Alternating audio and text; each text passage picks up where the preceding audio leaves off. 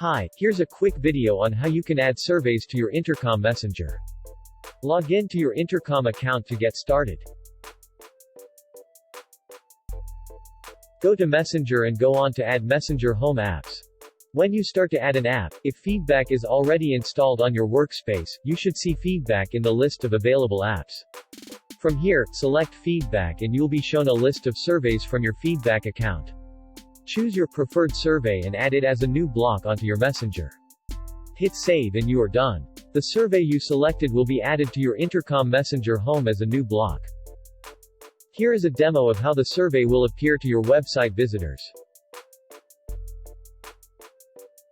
The survey is fully customizable and you can decide what information you want to collect from your visitors.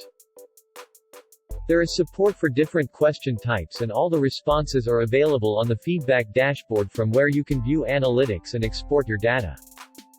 If you have any questions about using this on Intercom, please get in touch with us at support@feedback.co. Thank you.